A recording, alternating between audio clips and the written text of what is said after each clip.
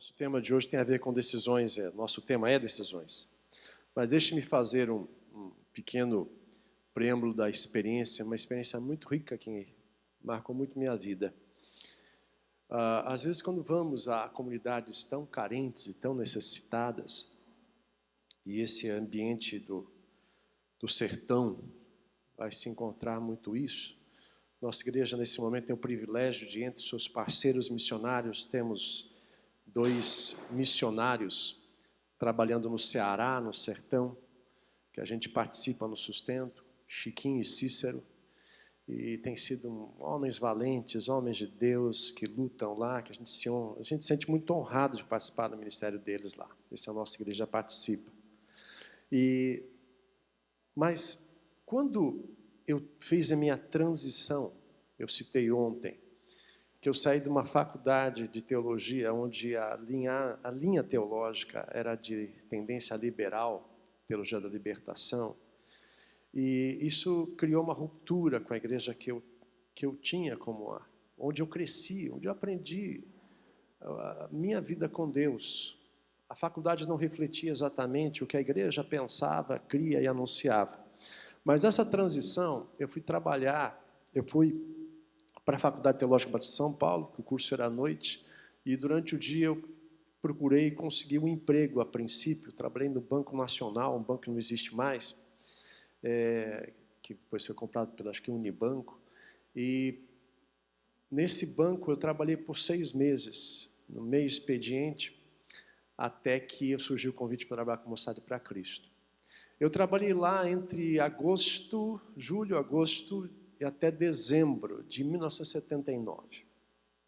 E era uma agência pequena, uma agência nova, não muito grande, mas uma região muito elitizada de São Paulo, ali na chamada Praça Pan-Americana, perto da cidade universitária, residências de alto padrão em volta, correntistas assim, sempre gente de muito dinheiro.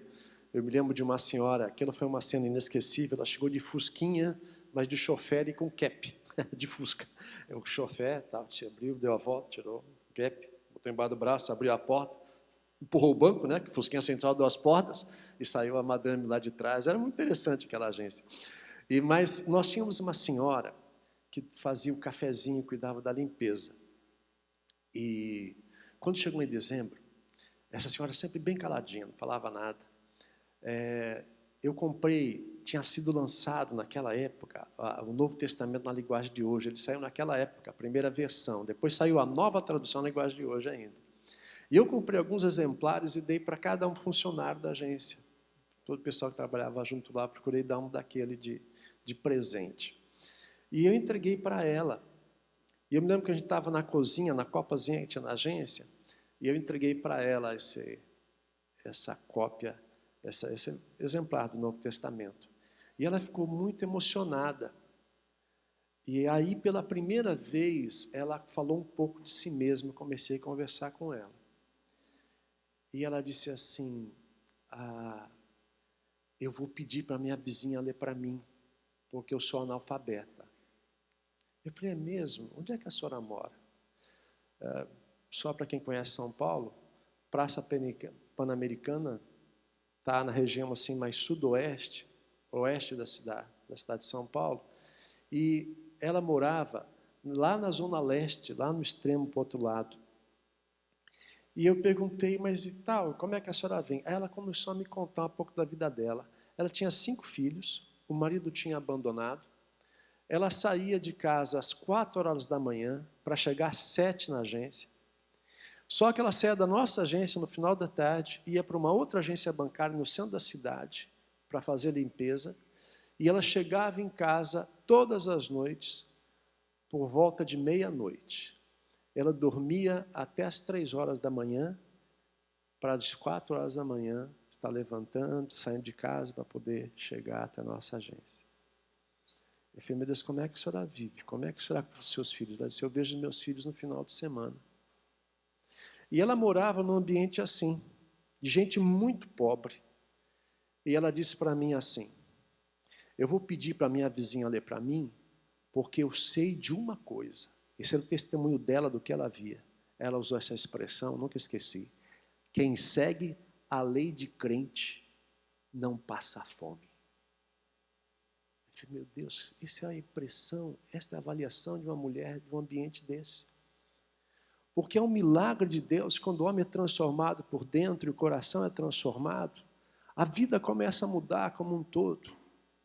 E ela começa a rever e reconsiderar toda a forma como gerencia o pouco que tem, mas o faz com sabedoria.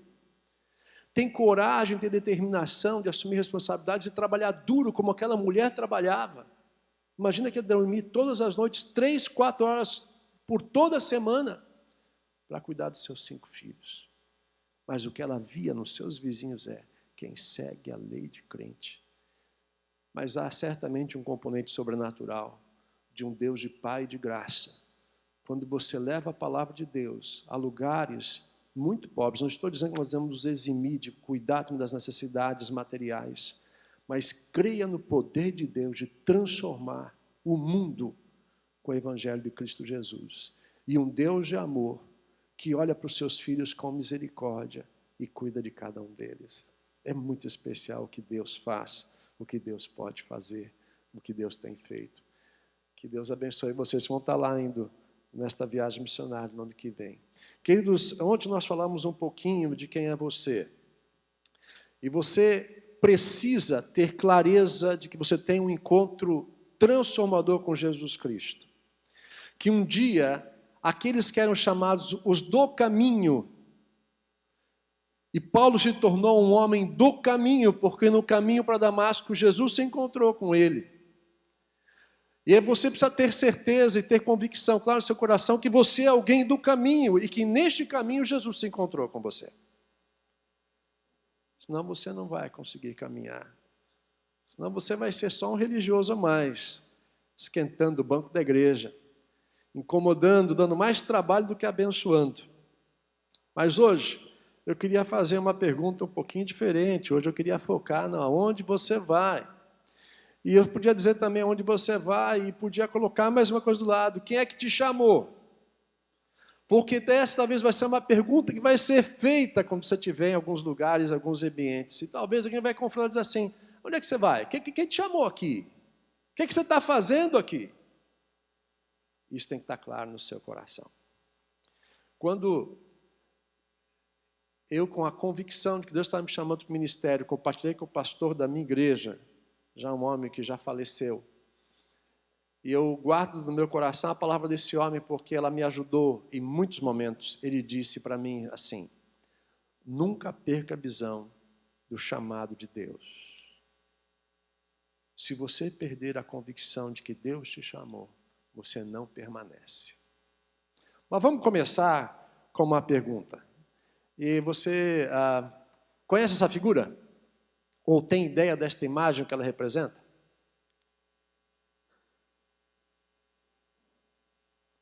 Nunca viu? É uma cena famosa. Arrisque. Opa, muito bom, senhor. Ser ou não ser, eis a questão. Essa é uma frase da peça famosa de Shakespeare, chamada Hamlet, escrita lá por volta do ano 1600. Hamlet tem frases, Shakespeare tem frases que são notáveis. E geralmente a gente conecta esta imagem com esta cena, mas não é correto. Esta cena não é desta frase. Hamlet é um príncipe da Dinamarca, assim é a história contada por Shakespeare, que está na Inglaterra e volta para a Dinamarca, onde seu pai, que é o rei Hamlet, tinha acabado de ser assassinado pelo seu irmão, que tomou a sua esposa como sua própria esposa. Ele chamava-se Cláudio. E Cláudio tomou Gertrude, que era mulher e mãe de Hamlet, como sua esposa. E Hamlet volta para sua terra meio cismado com o que está acontecendo e incomodado com a situação que aconteceu. Aí vem mais uma frase muito famosa desta peça. Não sei se você já ouviu essa frase assim, algo de podre no reino da Dinamarca. Já ouviu essa expressão? Não sei se você já ouviu. Mas é uma expressão que vem também de Hamlet. E ele vive um dilema muito grande.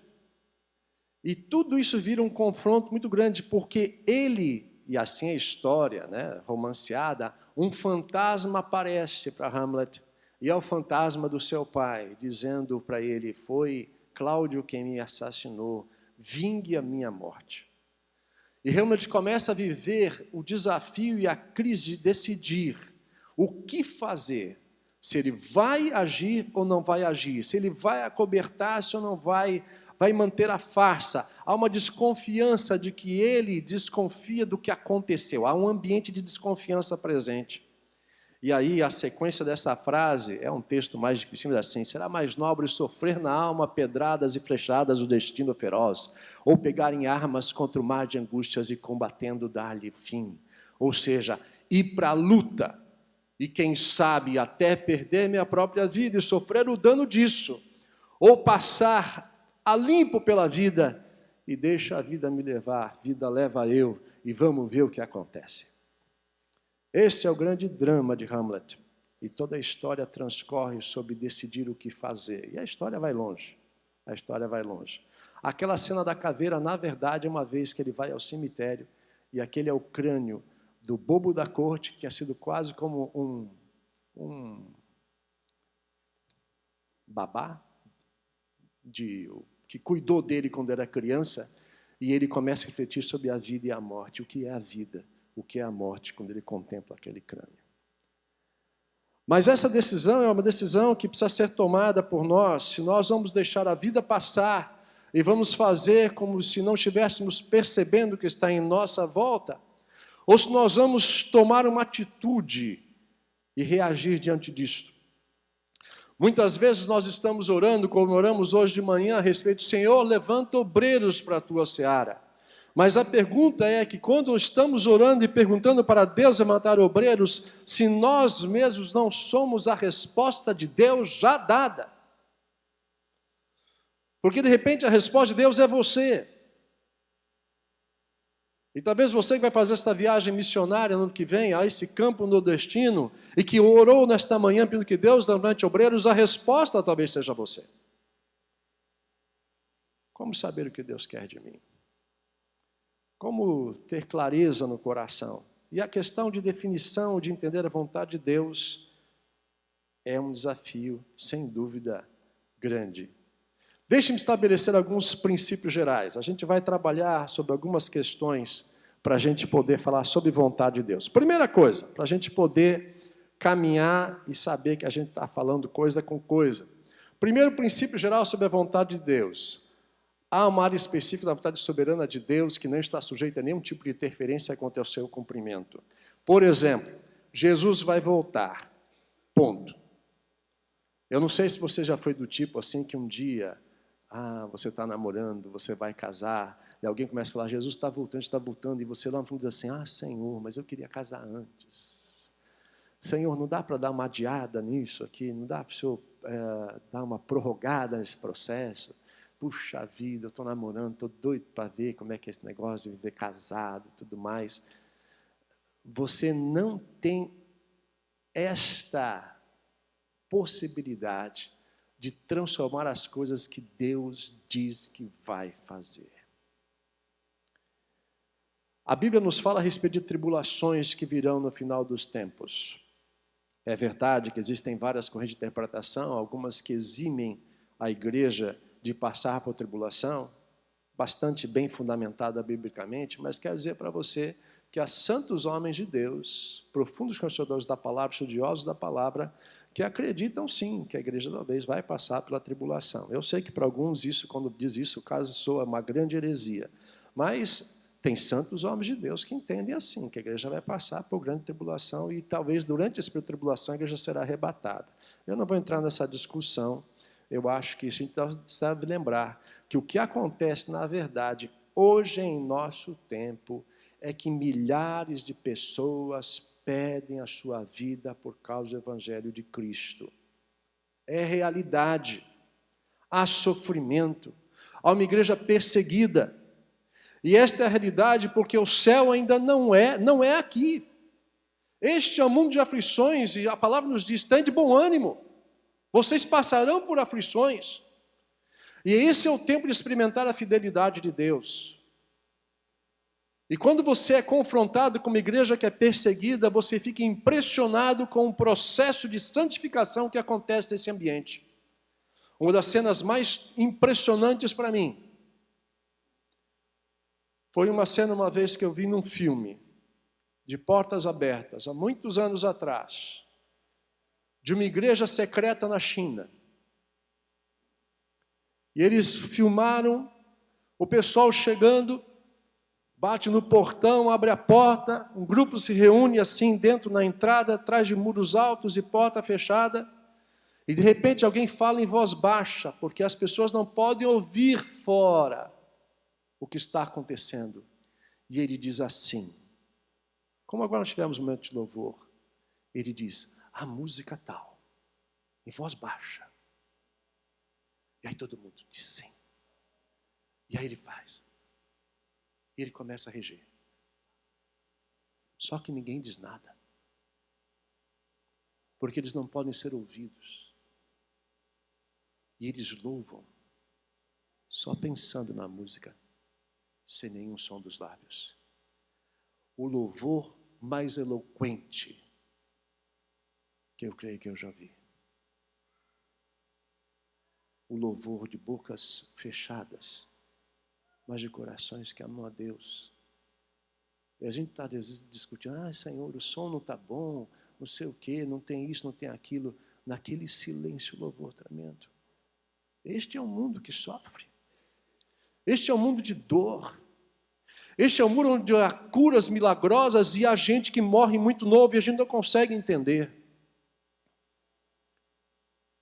Como é difícil lidar com isso. Mas há uma dimensão da vontade de Deus que nós não vamos transformar.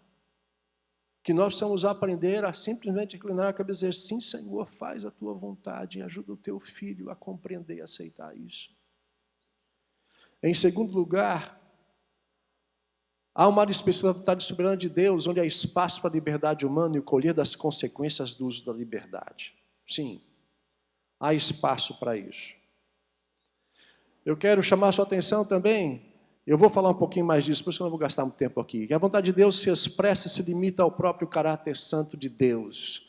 Não, você não pode transitar por uma área que afronta a santidade do Senhor. Não pode. Não tente considerar, nem questionar, nem tentar dialogar, nem tabular um tipo de negociação com Deus que comprometa a sua santidade. Não há estratégias humanas, não há forma de trabalhar com finanças, não há forma de trabalhar com a nossa vida sentimental que possa transformar a santidade e o caráter de Deus. Não há sexualidade pré-casamento que possa ser exercida sem o olhar santo de Deus. Não há forma de trabalhar contra o seu caráter, você estará sempre fora da sua vontade, nunca. Mas pode ser que no meu caso, não, Deus não negocia o seu caráter santo. Por isso mesmo, nós vamos estar muito bem calcados na palavra do Senhor, pois eu estava falando isso agora há pouquinho, com o Milton ali, a sua teologia é a sua ética. A sua visão das Escrituras determinará a sua santidade e o seu compromisso com a verdade. Isso não é negociável. O caráter santo de Deus nunca será trocado por nenhuma forma de negociação, nem relativizado. Qualquer revelação ou pretexto revelação por formas extraordinárias não tem preponderância sobre as Escrituras, deve ser colocada sob o juízo e discernimento do corpo de Cristo.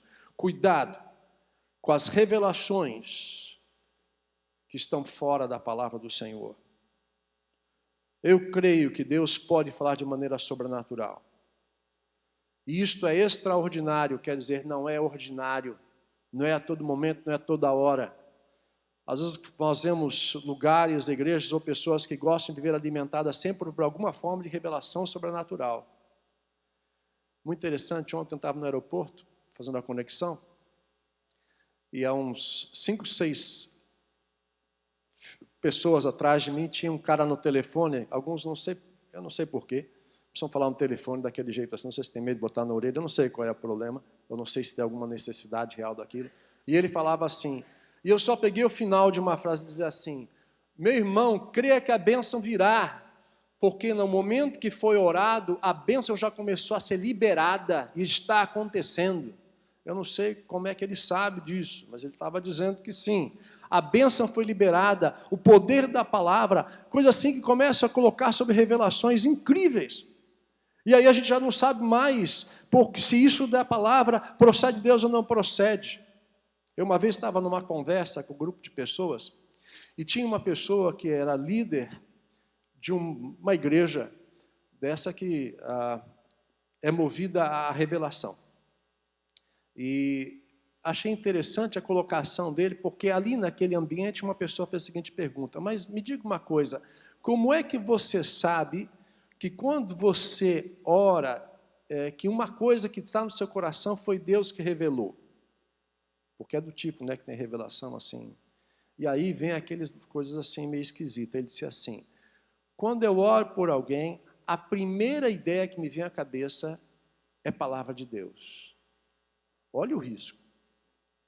Qual a probabilidade de uma pessoa enferma que você ama, você botar a mão sobre ela, orar sobre ela, e o primeiro pensamento, que é o desejo do teu coração, é vê-la curada? Qual é a probabilidade? É muito grande, não é? E esse mesmo pessoal, achei muito interessante. Aí eles começam a negociar com coisas mais estranhas. Começam a extrapolar essa coisa de dizer que Deus falou. E naquela mesma época, eu me lembro de uma pessoa que eu conhecia, um senhor que estava com um tumor no cérebro muito grave, estava internado no hospital lá em Curitiba, muito mal de saúde, e um grupo foi orar por ele, e teve revelação que ele estava curado. E proclamou isso, que ele estava curado. E aí, depois de 3 dias, esse homem morreu. Aí perguntaram para essas pessoas, eu conheço todas elas, e perguntaram assim: mas escute uma coisa, vocês oraram, Deus revelou que ele estava curado, mas ele morreu. Ele disse assim: do tumor ele estava curado, ele morreu foi do coração. Ah, então tá. Fica complicado quando a gente começa a querer usurpar e achar que esses sinais, que nós achamos que são sinais, e não são de Deus. Por isso, muito cuidado. Não faça afirmações que a palavra não faz. Cuidado com pretensas revelações que precisam ser colocadas. Mas deixe-me dizer uma coisa, Deus pode falar de forma extraordinária, eu vou voltar a esse ponto depois.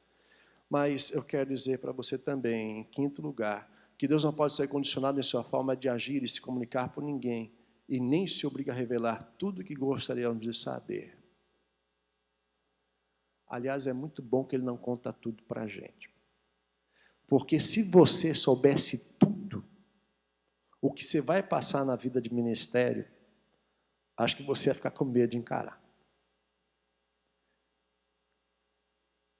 Nosso filho mais novo, que foi para o campo missionário há 3 anos e meio, tivemos visitando ele em outubro de 2016. Quando voltamos para casa, umas 3 semanas depois, comunicado, 32 anos, esperando o primeiro filho, com câncer. Primeira consulta médica. O médico disse para ele assim: seu caso é terminal. Ele saiu tão atordoado, ele contou, que só caiu em si quando chegou em casa, ele e a esposa, e começaram a olhar a papelada a respeito do seguro de vida que eles tinham para saber como é que ela ia ficar. Grávida, o primeiro filho. Uma luta pela frente, quimioterapia, uma igreja orando e Deus fazendo um milagre. Nós tivemos a oportunidade, porque um casal da igreja nos procurou e nos ofereceu para estarmos lá. Estávamos lá em março de 2017. Ele carequinha da quimioterapia. Mas ele tinha passado por um PET scan. Aquele exame que injeta elemento radioativo e faz um escaneamento todo em busca de células cancerígenas. E enquanto ele estava naquela máquina, lá no final, fazendo a moça que faz atendimentos, que olhava assim, olhava para cá, olhava para ele e dizia assim, aí disse: que você está fazendo aqui? Ele disse, mas que pergunta meio estúpida quase, né? O que eu estou fazendo aqui? Ele disse, você não tem nada. E ele está curado. Mas passar por essas coisas. Ainda bem que o Senhor não conta tudo.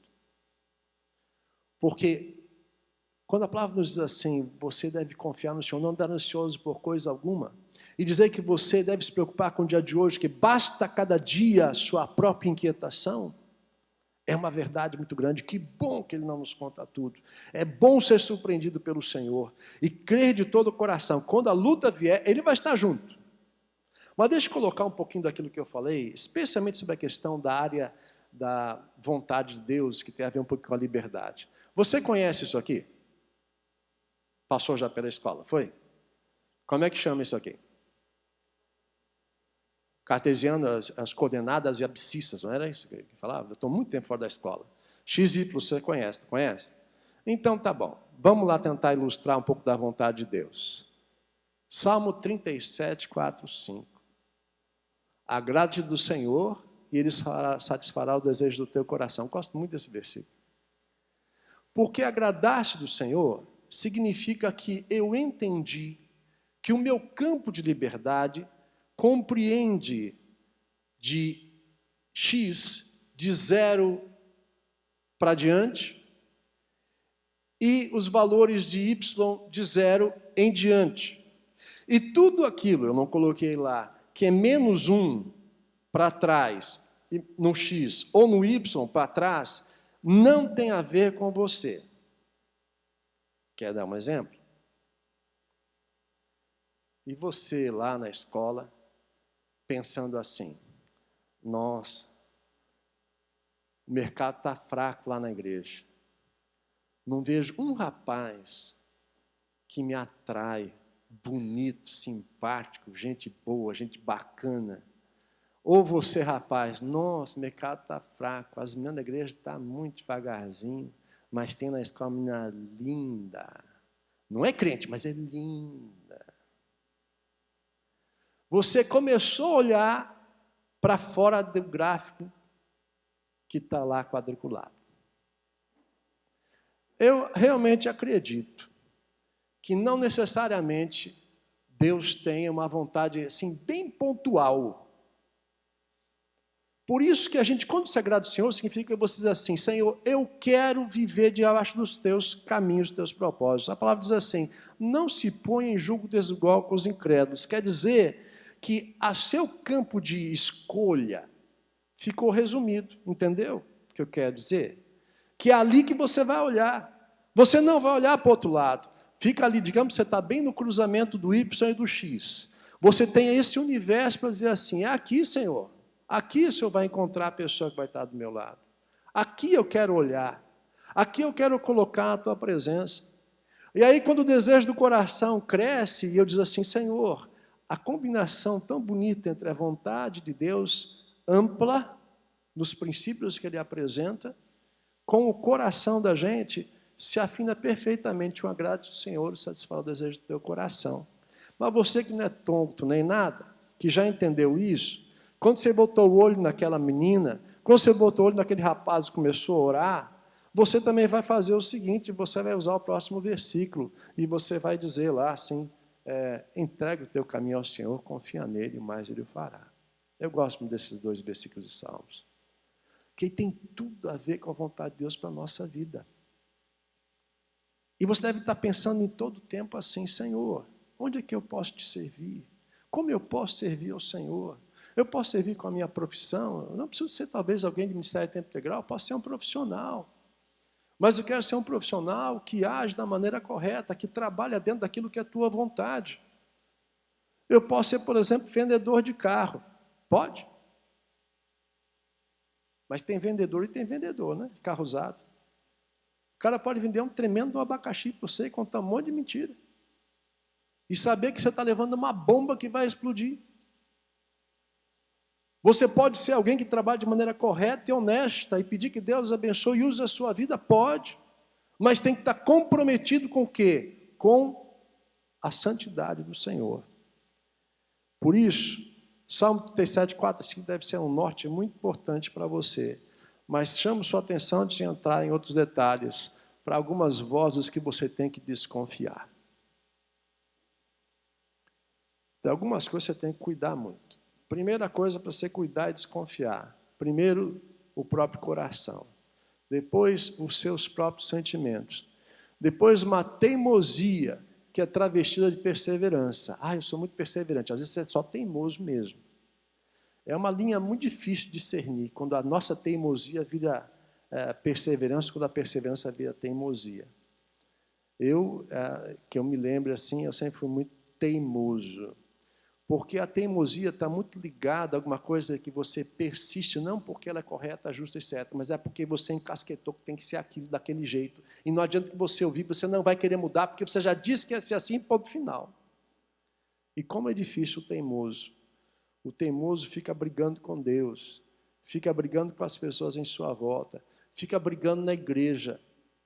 Por outro lado, o perseverante é aquele que a gente pode contar. É aquele que não lança a mão no arado e olha para trás, e depois larga fora.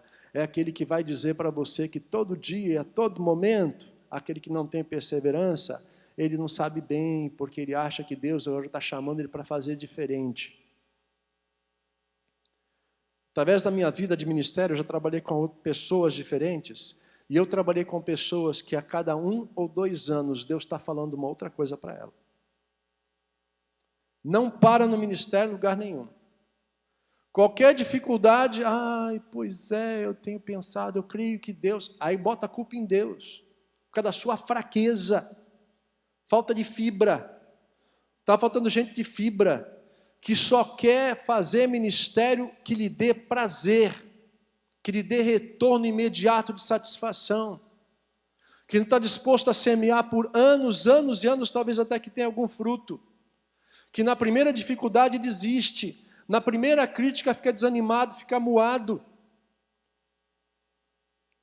Onde é que estão as pessoas de valor, de coragem e perseverança, que vão pegar no arado e que vão lançar sementes insistentemente por anos, anos e anos, até que Deus diga de maneira diferente, mude de direção?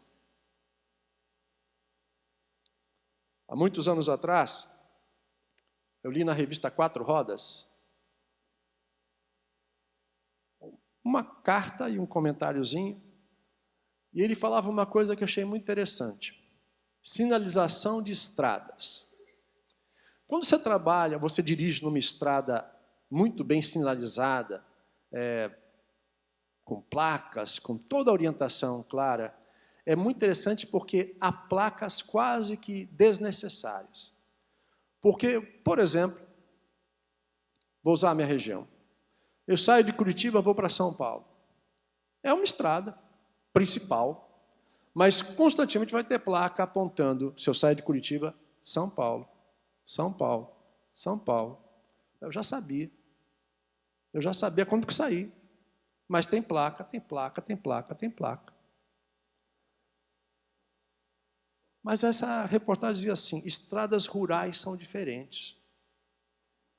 Estradas rurais só tem placa quando precisa necessariamente indicar uma mudança de direção.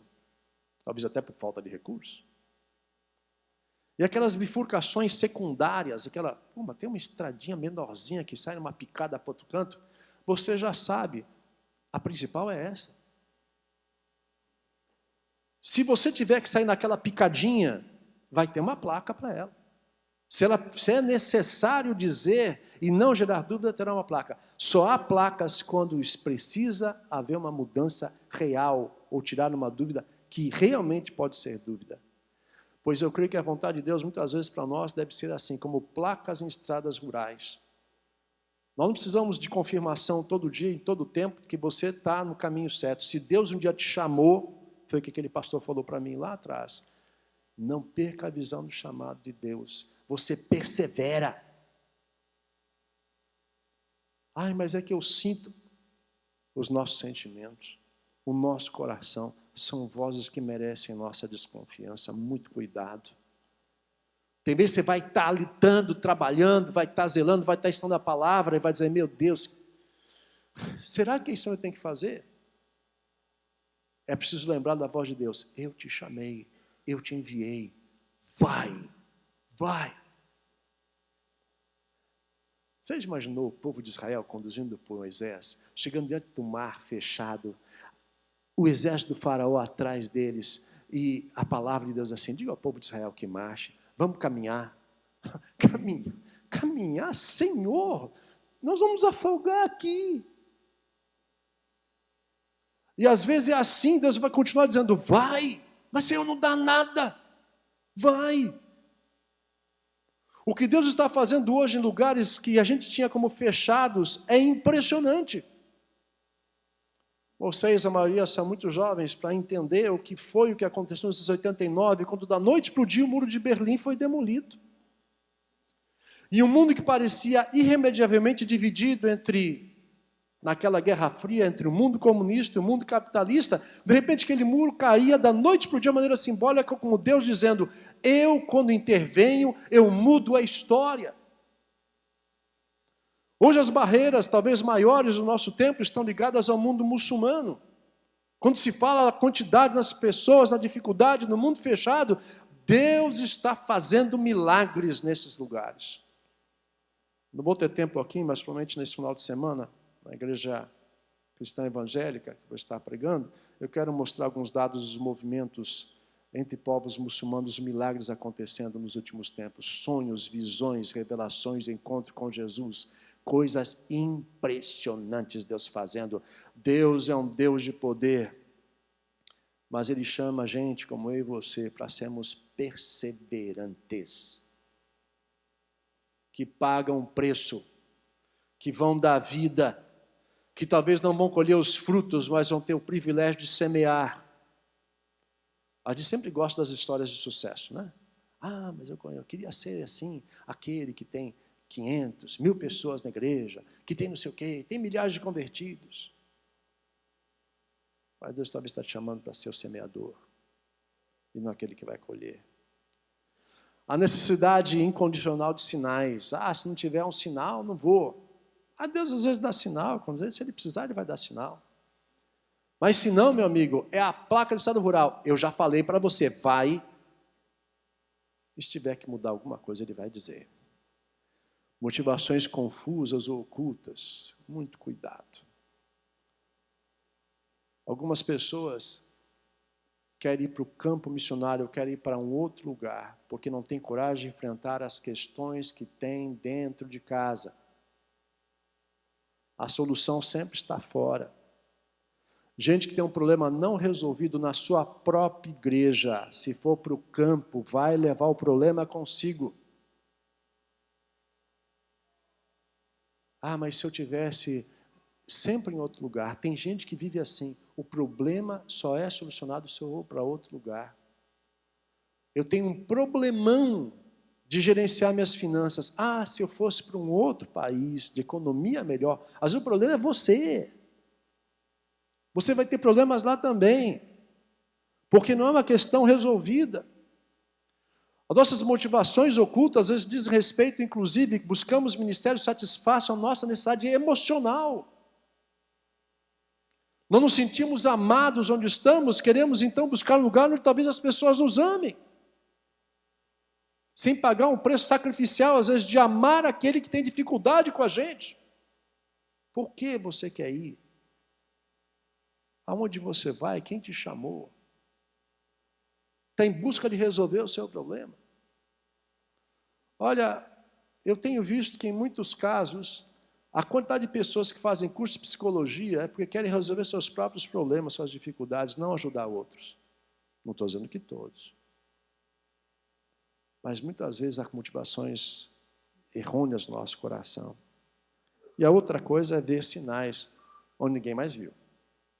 Foi o que eu falei ontem, né? O versículo lá que tem no Antigo Testamento que Jair vai libertar Israel e que o Hadad é inimigo de Israel. É complicado, né? Começar a olhar para o texto bíblico e começar a encontrar coisas que não parecem, né, que necessariamente vão ser assim, né? Mas tem versículo para isso, né? Aí você começa a ver sinal. Você senta lá na cadeira, você bate na estante, aí cai um livro na tua cabeça, você olha, quando você abre, o livro cai na sua cabeça, está escrito Japão. Ah, Deus está me chamando para o Japão, porque o livro cai na minha cabeça. Então, você pode ver sinal onde ninguém viu. E aí, quando você compartilha com gente, às vezes cristão um pouco mais maduro, diz assim, calma, vamos devagar com isso. Aí tu diz, não tem visão missionária. Não é bem assim não, meu amigo. Vai devagar com esse negócio. Vamos começar alguns princípios legais para a gente começar a aprender a ouvir a voz de Deus. Primeira coisa, muito legal aprender a ouvir a voz de Deus. Óbvio, conheça, vive e medite na palavra de Deus. Ela é fonte de instrução e correção. Considere-se de fato um aluno dependente para aprender e rever toda a sua vida, todos os seus conceitos e princípios à luz da palavra. Ela tem autoridade para isso. Não menospreze, não relativize a palavra de Deus. Tenha, a maioria de vocês que está aqui é aluno de seminário, tenha a hermenêutica correta. Um dos grandes problemas que nós temos na igreja é a interpretação bíblica. E aí saem as coisas mais estranhas, não porque a Bíblia ensine coisas estranhas, mas porque a interpretação é incorreta. O professor Adalto Lourenço, muitos de vocês conhecem, não conhecem? O professor Adalto Lourenço tem uma frase muito legal. Ele diz, a palavra de Deus corretamente estudada, interpretada e aplicada não nos induzirá a erro. Essa é a palavra inerrante do Senhor. Mas quando nós temos a interpretação ou a abordagem hermenêutica errada, nós começamos a ter problemas. Exemplo, estilos literários. Vocês já devem ter estudado alguma coisa sobre isso. Um livro histórico, sabe quais são os livros históricos da Bíblia? Eles levantam jurisprudência, no sentido de que aquilo que Deus já fez de uma forma, Ele pode voltar a fazê-lo novamente. Mas o evento histórico não obriga Deus a fazer da mesma forma como fez com aqueles. Meu Deus, só 8 minutos, cara. Saulo. Vou falar que nem Jesus aqui, tá? Você está me perseguindo. Deixa eu ter que correr muito. Onde é que eu estava? Falando da palavra, da inspiração. Deixa eu correr, depois se eu lembrar eu volto atrás. É fonte de instrução e correção. Põe a tua vida debaixo disso aqui. Não está sujeito a circunstâncias. O mundo passa, o tempo passa, a palavra de Deus permanece, não pode ser relativizada. Segundo, nos familiariza e identifica com o caráter de Cristo. Isso é tão legal, porque quando você conhece profundamente a palavra de Deus, a vontade de Deus fica muito mais clara em sua mente. Vou dar um exemplo. Eu estou casado há quase 37 anos. É pouco provável que nós dois vamos ver uma situação que a gente não precisa nem conversar sobre isso, a gente já sabe o que o outro pensa. Não é assim com que a gente tem intimidade? Eu não preciso ficar perguntando assim, o que você achou? Eu já sei o que ela achou. Tem muita coisa que eu sei exatamente como ela pensa, ela sabe como eu penso. E se a gente estiver num ambiente assim, meio distante, um vai olhar para o outro assim, já viu, né? Vi. A gente sabe. Por quê? Porque tem intimidade. Porque a gente caminhou junto. E quando a gente caminha junto, a gente conhece o caráter de Deus e de Cristo Jesus, e a vontade de Deus fica muito clara de ser percebida, de ser entendida. E a gente precisa pensar nisso. Essa caminhada com o Senhor. Eu tinha outros exemplos para dar, mas eu não tenho mais tempo, não. Vamos adiante. Invista tempo em oração. Deus nos convida a orar e buscar sabedoria. Peça a Deus sabedoria a tomar decisões acertadas. Deus nos convida a pedir. Deus é um Deus que a gente pode trazer a nossa súplica aos seus pés. Mas você não pode obrigá-lo a fazer o que você quer. Por isso que a nossa oração tem que ser feita sempre colocando este Espírito, não é a frase mágica, é em nome de Jesus, se é em teu nome. Quando eu digo em nome de Jesus, quer dizer, o Senhor endossa, o Senhor concorda, o Senhor apoia, o Senhor está junto comigo nesse processo, e se não tiver, corrige o meu coração, meu Senhor.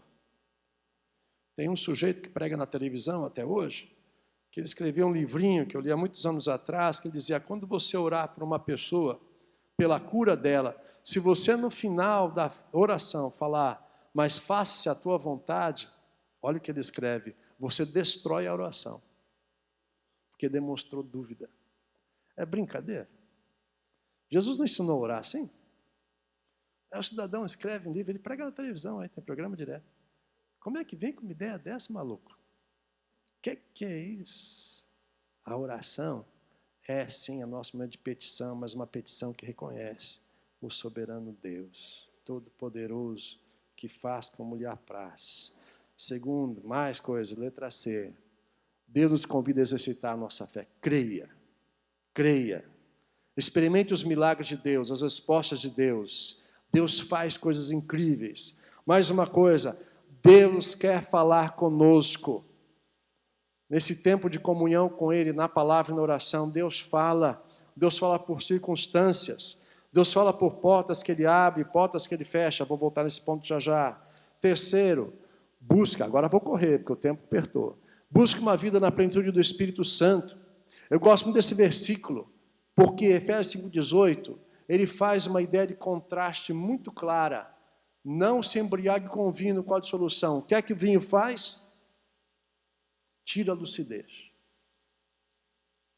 Perde o senso crítico. Perde o poder de análise. O que é que o Espírito faz? Clareia a mente. Não tem essa coisa de ficar bêbado do Espírito Santo. Você fica de mente clara, você percebe as coisas, você pode discernir, você pode perceber. Você começa a olhar de um patamar diferente. Você começa a olhar não só o fato imediato, mas as consequências que vêm depois. Você começa a mensurar se há um benefício imediato, mas se esse benefício imediato tem um preço lá na frente a ser pago. O Espírito dirige, o Espírito da prudência, o Espírito da ousadia, mas da sabedoria. Você precisa ser cheio do Espírito em todo tempo, em todo dia. É a oração todo dia. Enche-me com teu Espírito, Senhor. A ideia do Espírito Santo, só rapidinho aqui um exemplo, é como calibrar o pneu do seu carro. Se você tirar o pneu do carro, pega o step lá no porta-mala, põe no chão. Se você olhar o pneu ali, você não sabe se ele está com chá cheio o suficiente, sabe? Ele pode estar vazio. Mas ele está olhando, está vazio, está com pressão lá, 10 libras, por exemplo. Quando é que você vai saber? Ou você vai medir, ou monta ele no carro, levanta o macaco, troca o pneu, bota ele lá. Na hora que você botar peso em cima, o pneu achata. Uma vida que não é cheia do Espírito Santo, o dia que vier o peso em cima, você fica no chão prostrado. Você vai para o ministério, vai lá pensando que é qualquer coisa de brincadeira, na hora que vem o peso do trabalho, da responsabilidade, os desafios, os ataques satânicos, o pneu achata no chão. A oração é como passar no posto de gasolina todo dia e calibrar o pneu. Cheio do Espírito, cheio do Espírito, cheio do Espírito. Enchei-vos constantemente, diz esse texto. Você precisa ter uma vida cheia do Espírito, uma percepção correta da realidade. Você precisa ser transformado. Busca vida cheia no Espírito. É uma transformação do ser, agir e pensar. E é bonito a obra de Deus na nossa vida dessa maneira. O Espírito transforma a gente por dentro e para fora. Caramba, eu tenho tanta coisa ainda. Mas quando o Espírito transforma a gente, é muito bacana. Mais uma figurinha bem rápida. Deixa eu só cometer uma penalidade aqui um pouquinho, alguns minutos, por favor, tenha misericórdia. Mas quer ver uma coisa? Eu já dei esse exemplo na igreja algumas vezes. O que é que o Espírito faz em nossa vida? Você lembra a primeira vez que você comeu comida sozinho? Acho que você não lembra. Você num cadeirão alto, papai e mamãe botaram um prato na sua frente. O que é que você fez para comer? Dá para imaginar? Se você não lembra, imagine. Você pegou um garfo, uma faca, por exemplo, e tentou comer? O que é que você fez? Meteu a mão na comida, não foi isso? Papai e mamãe começou a te disciplinar, a ensinar. Não, é assim, segura assim, você vai. Aí você vai aprendendo. É muito chato, porque é muito mais fácil comer com a mão, não é verdade? Deve ter sido, mas você aprendeu. Aí digamos que a gente convida você para jantar lá em casa hoje. E a minha esposa faz assim uma coisa bem legal, faz um estrogonofe bem melado, bem melecado, daquele bem melado. E você senta na mesa e eu digo para você assim, Pode servir, pode comer. Digamos, mas como ela é italiana, ela vai fazer seu prato. Ela faz o seu prato. Mama italiana faz o prato para você. Aí bota para você lá. Aí você olha em volta assim, não tem talher. Não tem talher. E eu digo, come, está gostoso. Aí diz, mas não tem talher. Aí eu digo para você assim, eu queria que neste momento, neste jantar, você se libertasse das pressões que colocaram sobre você quando você era criança. Aquele seu pai e mãe opressor, que não deixou você comer com a mão. Hoje é dia de libertação, pode comer com a mão. E você vai dizer, ai meu Deus do céu, vai dar certo isso. Come, pode botar a mãozinha, pode botar, até que álcool, passe na mão antes, pode comer com a mão. Não dá, sabe por que não dá? Porque aquilo foi uma transformação aqui dentro. É você. E quando o Espírito transforma a nossa vida no ser, agir e pensar, nós conseguimos ser diferentes. Você não tem mais minto ou não minto, minto ou não minto. Não existe mais isto. Foi na padaria, o cara deu troco a mais. E você olha e diz assim, valeu Senhor, graças a Deus. Supriu uma necessidade. Não, você não nem pergunta, porque não está em você.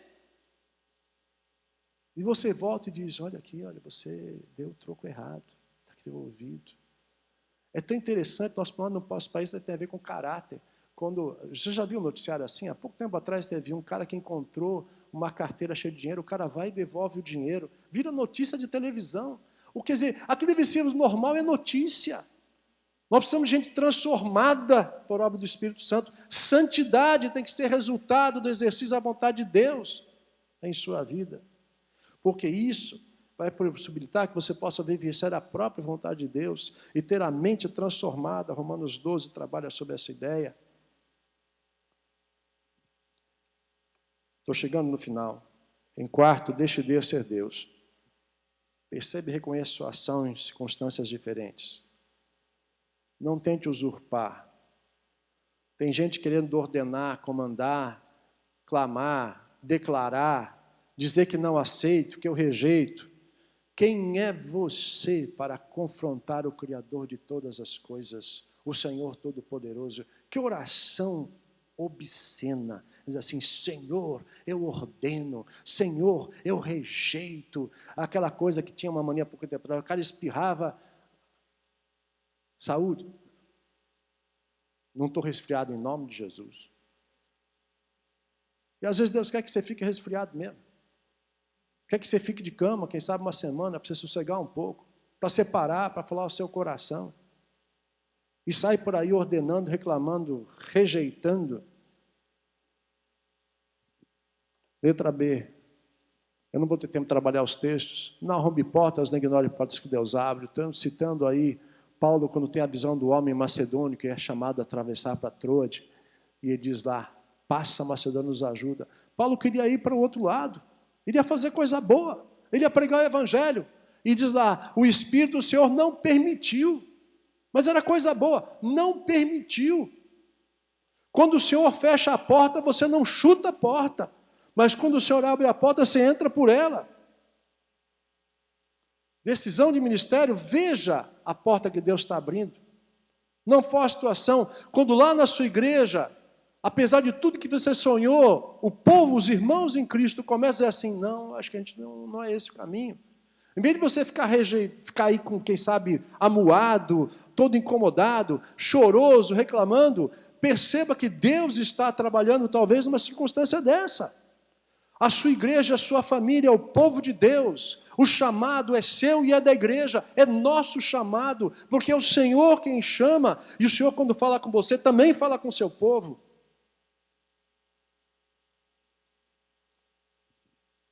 Não dependa de sinais extraordinários, mas não duvide, Deus pode usá-los.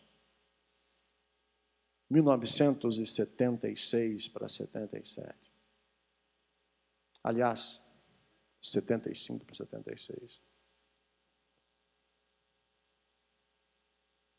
Ixi, estou atrapalhando. Acho que é isso mesmo. É isso mesmo, né? A minha mulher sempre me ajuda nessa, para me perder com as datas. Cara, eu vinha no segundo ano do ensino médio. preparado para fazer vestibular de engenharia mecânica. Não era um aluno brilhante, mas não era um mau aluno. Todas as notas ok, mas uma nota de matemática, eu tinha um sério desentendimento com a professora, a minha tendência é botar muito a culpa nela, a gente vai ficando mais velho, a gente vai entendendo que a culpa é da gente, talvez mais minha do que dela. Mas, em suma, num tipo de recuperação, as coisas mudam, os sistemas. Eu tinha uma prova final de segunda época, que chamava, que eu tinha que tirar 5,5 para passar em matemática. Tirei 5. E aquela professora, que era uma pessoa muito chata, ela não autorizou que o conselho de classe me desse meio ponto. Passei todas as outras disciplinas. Tive que repetir de ano. Fiquei revoltado. Revoltado. Primeiro da minha família que foi reprovado na escola. Eu não consegui entender como é que uma coisa tinha acontecido. E contar para meus pais daquilo. Meu Deus, que tortura. Mas Deus virou minha vida de ponta cabeça. Ele já estava me incomodando com o ministério. E eu, uma noite, cheguei em casa, naquela virada, aquela crise toda, e disse, Deus, meus planos são outros. Eu já tinha feito um desenho da casa que eu ia morar, garagem para 2 carros pelo menos, ia ter um padrão de vida, eu tinha sonhado com outras coisas. Eu disse, Deus, mas esse negócio de ser pastor vai ser complicado, esse povo ganha mal pra caramba, que vida que eu vou ter? Aí eu abri a palavra de Deus lá em Coríntios, capítulo 9, versículo acho que 11, diz assim, não sabes tu que aqueles que vivem do templo, do próprio templo, tiram o seu sustento? Eu falei, Deus, não brinca comigo não. E aí, como muitas vezes eu fazia, eu fui para a janela do meu quarto, meus irmãos já estavam dormindo, e eu olhando para aquele céu, era uma noite de céu clarinho, lá em Santos, estrelado e lua cheia. Aí eu falei assim, brinca com Deus não certas horas, viu? Aí eu falei assim, Deus, o Senhor me quer mesmo? Faz a lua piscar 2 vezes, aí nós estamos conversados. Brincadeira, né? Forçar a barra, né? Aí eu estou olhando, daquele céu limpo, uma nuvem cobriu a lua. Eu falei, Vem mais uma nuvem e cobre a lua. E sai, E acabou as nuvens. Falei, Senhor amado, o Senhor está falando comigo? E aí, nessa virada toda, pasme, eu começo a estudar e o meu coração turbulento com essas coisas.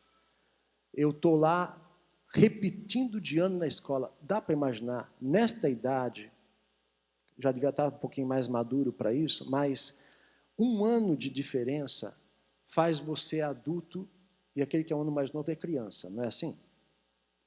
E aquela turma da minha classe era assim, um bando de criança.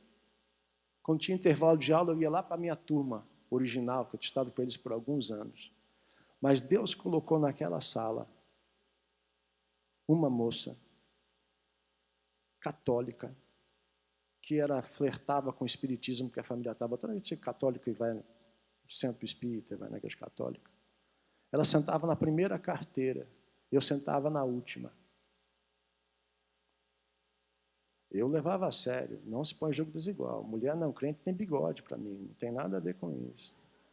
Nada de conversar. Mas a gente acabou fazendo amizade, a gente morava perto, a gente ia conversando. Eu comecei a falar um pouco de Jesus para ela. E a gente começou uma amizadezinha.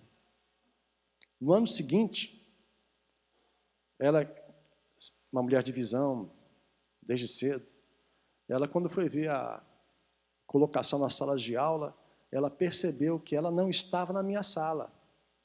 Ela foi na secretaria e requisitou uma mudança de sala para estar na minha sala. E ela foi para a mesma sala que eu. E nós continuamos essa amizade. Em julho daquele ano, eu a convidei para um retiro de jovens. E ela foi, eu estava dirigindo o retiro. Ela entregou a vida a Jesus. 6 meses depois, era uma igreja metodista, ela fez profissão de fé.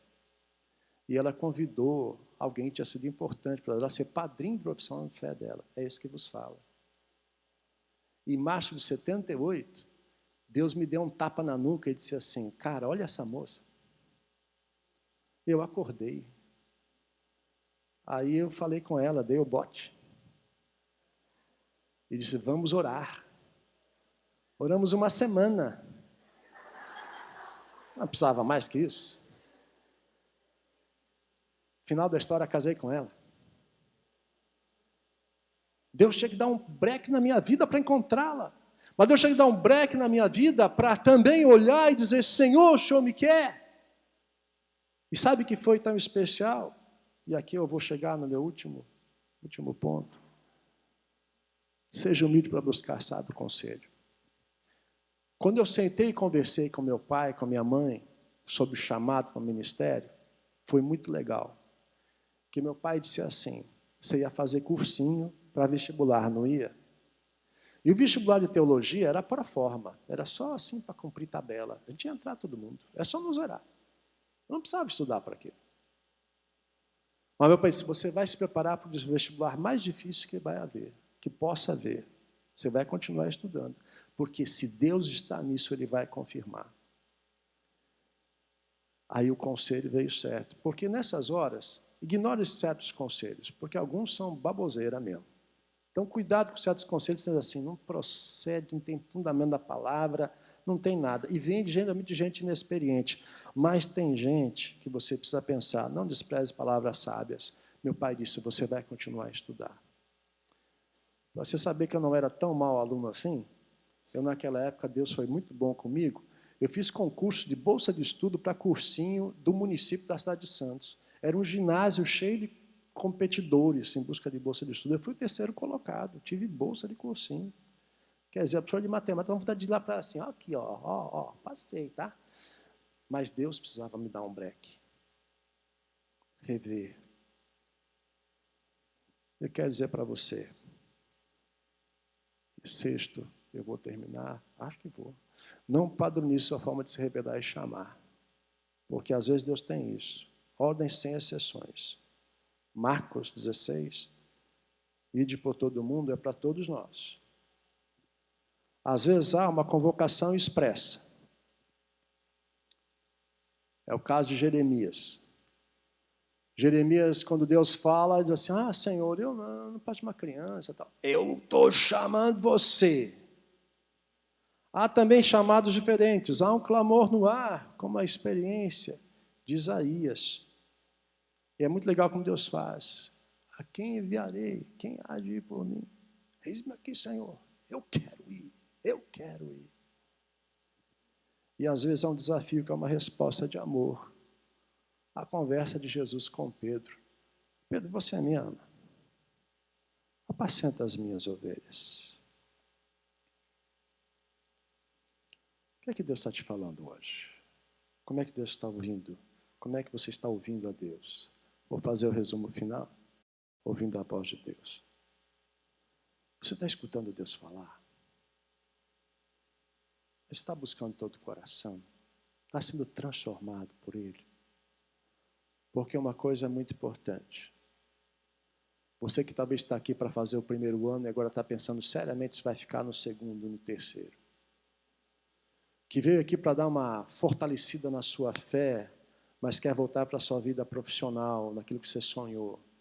É isso mesmo que Deus quer? Se é isto, seja um profissional que seja usado por Deus e honre ao Senhor. Mas talvez Deus te trouxe aqui para sacudir a sua vida mesmo, para você ouvir a voz dEle. Ouça sábios conselhos, coloque-se na presença do Pai, peça de todo o coração, agrade-se do Senhor, e esse seu coração vai ser alegrado, também como Ele se alegra. Mas lembre-se, entrega teu caminho ao Senhor, confia nele, e mais Ele o fará. Pare, fique aos pés dEle, espere Deus falar. Entre pelas portas que Ele abre, não arrombe portas que Ele fecha. Ouça sábios conselhos, obedeça a voz do Senhor. E aonde você for, quando alguém te perguntar aonde você vai, Eu vou aonde o Senhor me chamar. O que você está fazendo aqui? Eu estou aqui porque Deus me chamou. Vamos orar. Amado Deus, fortalece, Pai, esse nosso caminhar contigo. Alguns aqui estão no ministério. Talvez alguns parando em certo momento e se perguntando, estou no caminho certo, Senhor? Fortalece a fé e a convicção da tua vontade e do teu chamado. Para aqueles que estão em dúvida, Pai, faz a obra do teu Espírito e clareia o coração. Mas ao chamar, Senhor, que o Senhor possa despertar em nós um coração fortalecido para não olhar para trás e largar o arado. O Senhor está chamando gente de fibra, de coragem, de determinação, que está disposto a entregar sua vida e a semear e talvez sem colher nenhum fruto. Porque outro virá atrás e vai fazer a colheita. Alguns irão para campos pioneiros. Alguns entrarão em lugares que nunca ninguém entrou antes. Alguns gastarão anos da sua vida traduzindo as Escrituras e talvez não vai ver o seu trabalho terminado, mas terá dado o início para que outros venham depois e o completem. O que nós queremos, Deus, é que o Senhor encontre em nós aqueles que estão dispostos a cumprir o papel que o Senhor tem sonhado para a nossa vida. Que façam parte de um jogo cumprindo o seu papel, onde estamos no lugar certo, porque o Senhor disse, é aqui que você vai atuar, é isso que você vai fazer. E que a gente tenha a convicção que estamos onde estamos, porque o Senhor nos chamou, e que isso nos sustente, quando tribulações vierem sobre nós, que nós nos assustemos, quando vierem as turbulências, mas sejamos fortalecidos pelo Teu Espírito, para prevalecer e continuar. Obrigado, Deus, que podemos confiar no Senhor, porque aquele que chama é fiel e irá conosco até o fim. Obrigado, Pai, em nome de Jesus. Amém, Senhor.